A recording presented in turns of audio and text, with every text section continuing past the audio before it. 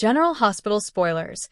The receptionist at the clinic in Germany will appear at the hearing, a stunning courtroom twist that changes everything. Germany balance scale. Port Charles better brace itself, because an unexpected witness is about to detonate a truth bomb that could shift the fate of several lives forever.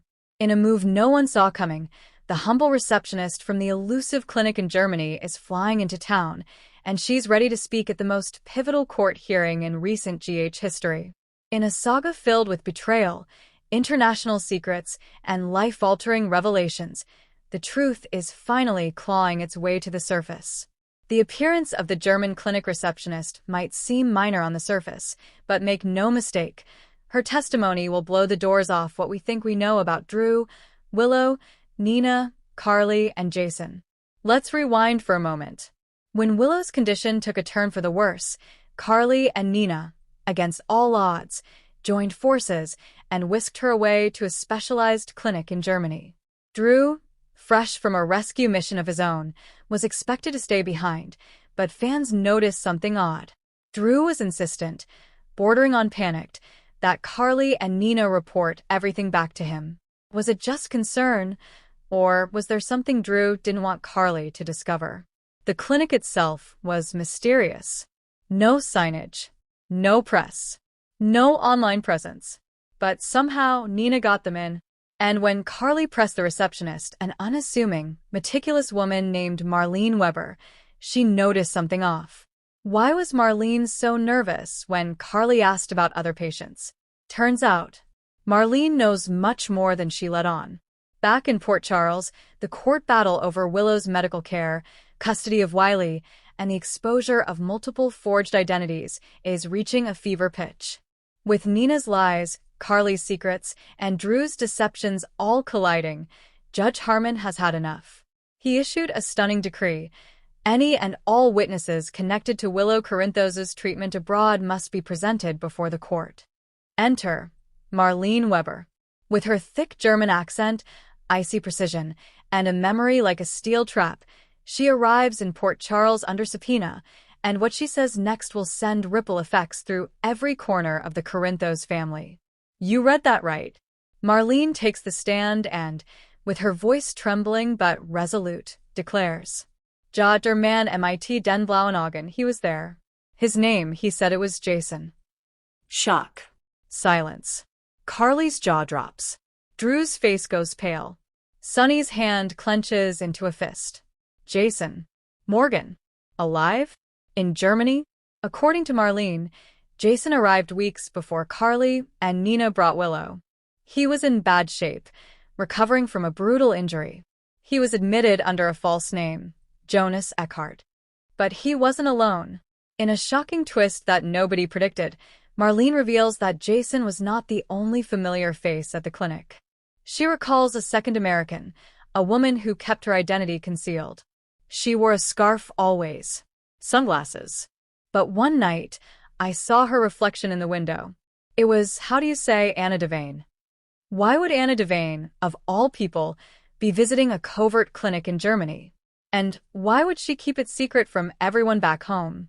As courtroom whispers turn into gasps, Jordan Ashford storms out to make a phone call.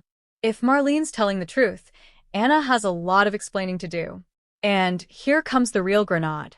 When questioned about the procedures Willow underwent, Marlene hesitates, then finally drops the truth.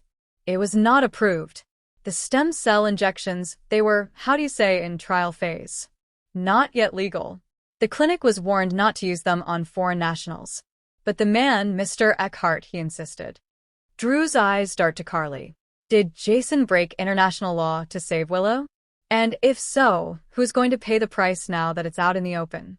If Jason was at the clinic under an alias, someone had to bankroll it. Someone had to ensure the clinic's secrecy.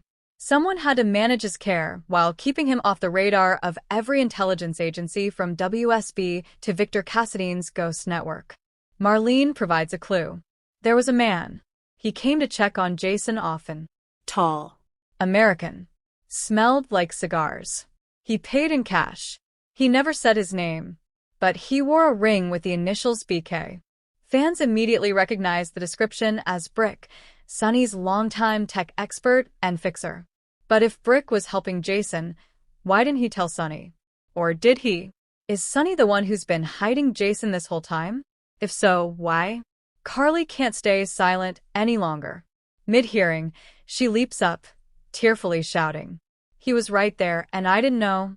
"Jason, I'm so sorry." Judge Harmon bangs his gavel furiously. Diane Miller, always the calm strategist, whispers urgently to Carly, "You're jeopardizing your standing. Sit down, or we lose Wiley." But Carly's in too deep. She runs out of the courtroom, sobbing. Outside, Sam arrives, having flown back after hearing rumors of Jason's name being brought up. She and Carly lock eyes. And in a raw, unscripted moment, Sam asks the question everyone's been dreading. What if Jason didn't come home because someone made sure he couldn't? As Marlene steps down from the stand, her final statement sends shockwaves. The man who arranged Willow's treatment, the same man who visited Jason in secret, told me his name was Andrew Kane. All heads turn. Drew freezes. The judge doesn't miss a beat.